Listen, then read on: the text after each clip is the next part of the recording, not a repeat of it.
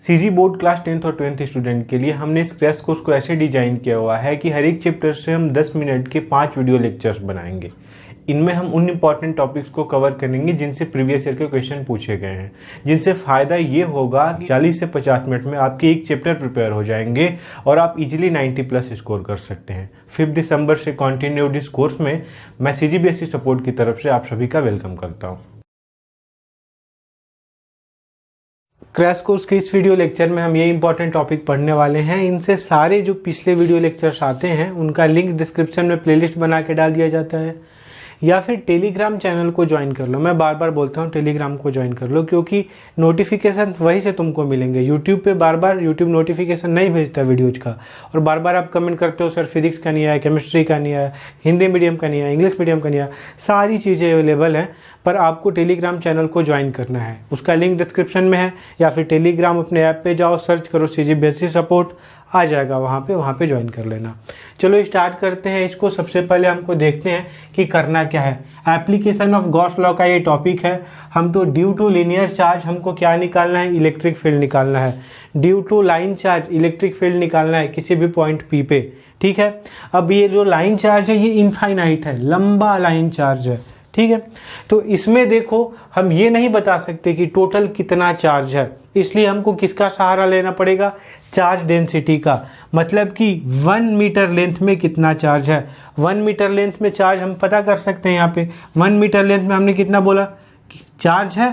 समझ में आ रही बात। तो 1 मीटर लेंथ में जो हमारा चार्ज है वो हम पता कर सकते हैं, और वो बताने का क्या तरीका है, चार्ज डेंसिटी। तो charge density, linear charge density कितनी होती है, लेमडा, और टोटल चार्ज में किससे डिवाइड कर देंगे, पूरे लेंथ से डिवाइड कर देंगे।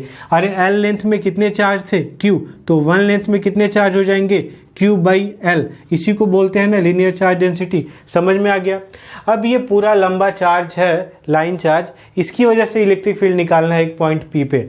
इसके लिए सिंपली हमने क्या पढ़ा हुआ है, गॉस का एक सरफेस ड्रॉ कर देंगे, क्लोज सरफेस, लेकिन सिमेट्री होनी चाहिए उस सरफेस में। मतलब क्या कि यहाँ से जो ये लीनियर चार्ज है, इससे वो सरफेस का हर एक का पॉइंट का जो डिस्टेंस होना चाहिए वो सेम होना चाहिए, और एंगल जो है वो सेम होना चाहिए। जैसे मान लो कि अगर हमने यहाँ पे एक स्क्वायर ड्रॉ कर दिया, या इसके चारों तरफ एक स्फीयर ड्रॉ कर दिया, तो देखो यहाँ से इस पॉइंट का अलग डिस्टेंस है, यहाँ से इस पॉइंट का अलग डिस्टेंस है, यहाँ से इस पॉइंट का अलग डिस्टेंस है। मतलब ये परफेक्ट गॉसियन सरफेस नहीं होता। समझ में आ रही बात। परफेक्ट गॉसियन सरफेस क्या होगा, एक लाइन के लिए सिलेंडर, यहाँ से पॉइंट का डिस्टेंस देखो सेम, यहाँ से भी उस पॉइंट का डिस्टेंस सेम, यहाँ से भी उस पॉइंट का डिस्टेंस सेम। तो ये जो है एक सिलेंडर गॉसियन सरफेस, वो एक लाइन चार्ज के लिए परफेक्ट गॉसियन सरफेस होगा। तो हमने यहाँ पे इसका इंफॉर्मेशन लिख लिया कि चार्ज की डेंसिटी लेमडा है, यहाँ पे गॉसियन क्लोज सरफेस लिया है, इस पे इसका L लेंथ है। जो L लेंथ है ये इस गॉसियन सरफेस के अंदर आता है, जो सिलेंडर का लेंथ है। तो यहाँ पे हमको टोटली इलेक्ट्रिक फ्लक्स निकालना है। फ्लक्स का फॉर्मूला क्या होता है, फाई, और इसका E × dA, इसका हम क्लोज इंटीग्रल कर देते हैं। इलेक्ट्रिक फील्ड और dA ये क्लोज इंटीग्रल का साइन है, मतलब पूरे सरफेस का। तो कितने सरफेस यहाँ पे हमको देखने को मिलते हैं, पहला सरफेस ये देखने को मिलता है जो ऊपर है, लाइन ऐसे है और सिलेंडर ऐसा बना हुआ है। तो ऊपर वाले सरफेस के लिए एक बार करेंगे, एक बार ये कर्व सरफेस है उसके लिए करेंगे, और एक बार नीचे वाले के लिए। तो 3 सरफेस हमको टोटल दिखते हैं, 1, 2 और 3। तो इसको 3 पार्ट में बांट लेते हैं क्लोज सरफेस को। एक हो गया E, और वो हो गया हमारा DS1। ये वेक्टर में इसको लिख लेते हैं, या डायरेक्ट एंगल के फॉर्म में लिखते हैं तो ज़्यादा इजी हो गया, EDS। और यहाँ पे होता है cos थीटा। थीटा की वैल्यू क्या रखेंगे, देखो यहाँ पे एक सिलेंडर है, इसका सरफेस है, इसका एरियल वेक्टर किधर की तरफ होता है, कोई भी सरफेस का एरियल वेक्टर उससे परपेंडिकुलर होता है। तो जो एरिया होता है उसका डायरेक्शन एक्चुअल में उसके परपेंडिकुलर लेते हैं, क्योंकि छाता होता है उसका स्टिक जो है वो उसके सरफेस से परपेंडिकुलर होता है और उसके पूरे एरिया को कंट्रोल करता है। इसीलिए कोई भी सरफेस है उसका डायरेक्शन उससे परपेंडिकुलर लेते हैं। तो यहाँ पे इसका डायरेक्शन ऊपर की तरफ है, लेकिन इलेक्ट्रिक फील्ड देखो एक लाइन चार्ज है, ये इलेक्ट्रिक फील्ड किधर की तरफ, अपने बाहर की तरफ निकालेगा, ना कि ऊपर की तरफ। समझ में आ रही बात। तो इलेक्ट्रिक फील्ड ये बाहर की तरफ इस डायरेक्शन में, इस डायरेक्शन में निकाल रहा है और एरियल वेक्टर उधर की तरफ है, मतलब पहले सरफेस के लिए एरियल वेक्टर और इलेक्ट्रिक फील्ड के बीच ये जो एंगल यहाँ पे बन रहा है, एरियल वेक्टर ऊपर की तरफ है और इलेक्ट्रिक फील्ड इधर की तरफ है, एरियल वेक्टर ऊपर की तरफ है। समझ में आ रही बात? तो यहाँ पे जो एंगल हो जा रहा है वो कितना हो जा रहा है, 90। तो यहाँ पे लिख लेंगे हम डायरेक्ट cos 90 प्लस दूसरा सरफेस लेते हैं ये वाला, तो इसमें E और फिर ये DS2 ले लेते हैं। यहाँ पे देखो ये जो कर्व सरफेस है सिलेंडर का, इसके लिए जो एरियल वेक्टर है वो बाहर की तरफ होगा और इलेक्ट्रिक फील्ड लाइंस भी ये बाहर की तरफ निकालता है। मतलब यहाँ पे अगर डायरेक्शन लेते हैं तो इलेक्ट्रिक फील्ड ये लाइन बाहर की तरफ निकाल रहा है, इसका एरियल वेक्टर बाहर की तरफ और इलेक्ट्रिक फील्ड भी बाहर की तरफ। मतलब यहाँ पे थीटा की वैल्यू कितनी होगी, 0 डिग्री। तो यहाँ पे cos 0 डिग्री लेते हैं। फिर तीसरे के लिए इलेक्ट्रिक फील्ड लाइन्स इधर की तरफ होंगी, इधर की तरफ, और एरियल वेक्टर इधर की तरफ। यहाँ पे भी एंगल कितना, 90। तो ये हो जाएगा EDS3 cos 90, ये हमारा हो गया। अब वैल्यू यहाँ पे चेक कर लेते हैं, ये cos 90 की वैल्यू 0, cos 90 की वैल्यू 0 और cos 0 की वैल्यू 1। तो यहाँ पे इंटीग्रेशन आ जाता है EDS2।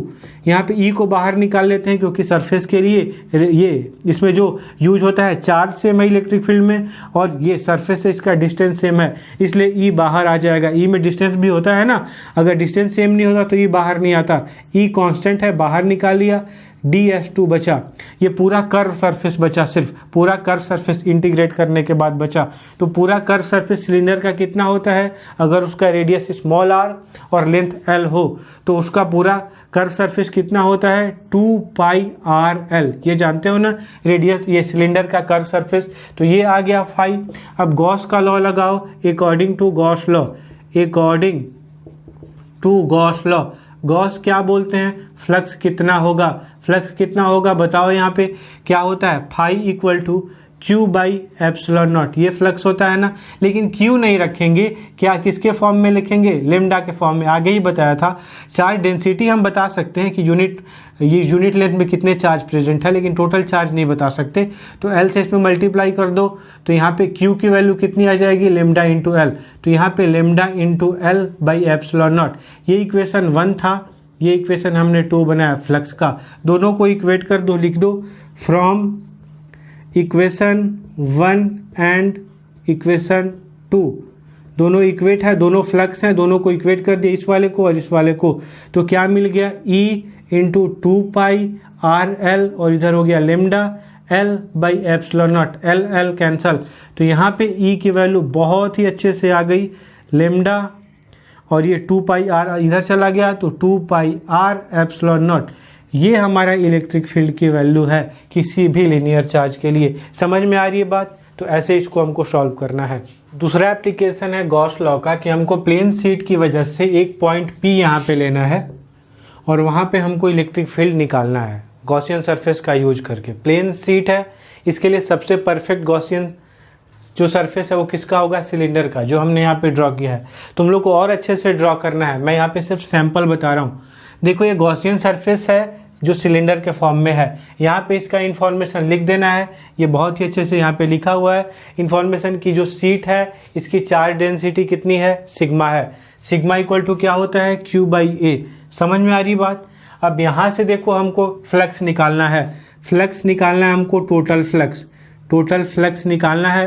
तो total flux phi equal to क्या होता है, क्लोज सरफेस का इंटीग्रल E.dA, ऐसा होता है। इसको 3 पार्ट में 3 सरफेस, एक ये वाला सरफेस है, एक ये वाला सरफेस और एक कर्व के लिए ये बनाया है छोटा सा सरफेस। तो यहाँ पे हम लिख लेते हैं, यहाँ पे इसको 3 पार्ट में E, एक बार D, A1 ले लेते हैं 1 वाले के लिए, पहले वाले के लिए। यहाँ पे एंगल कितना होगा, इलेक्ट्रिक फील्ड भी इधर की तरफ और उसका एरियल वेक्टर भी इधर की तरफ। मतलब यहाँ पे थीटा की वैल्यू कितनी होगी, 0 डिग्री। समझ में आ रही बात?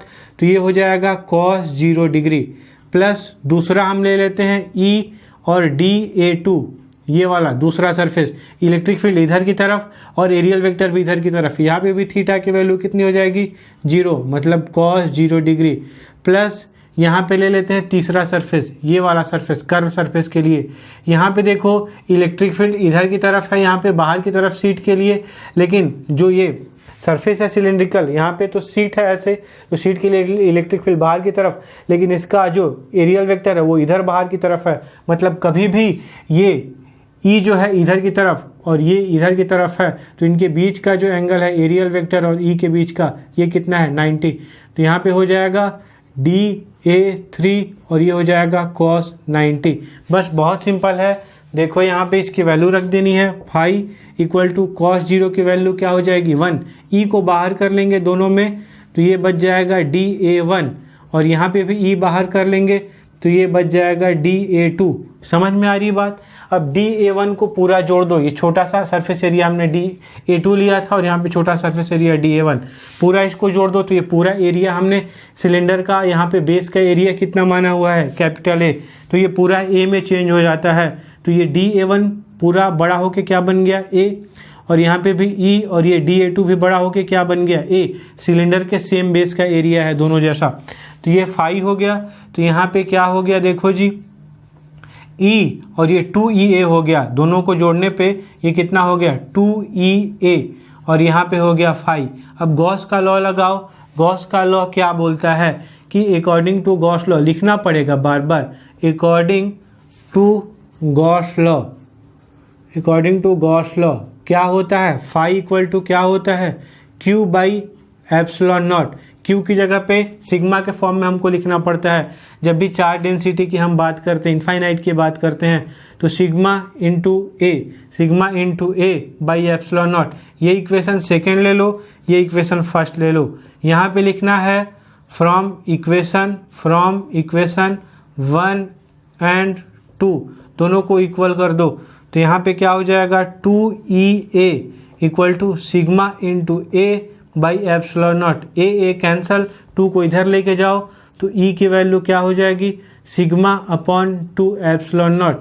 ये हमारा वैल्यू है, इसकी वजह से किसी भी पॉइंट P पे, यहाँ पे या यहाँ पे इलेक्ट्रिक फील्ड की वैल्यू।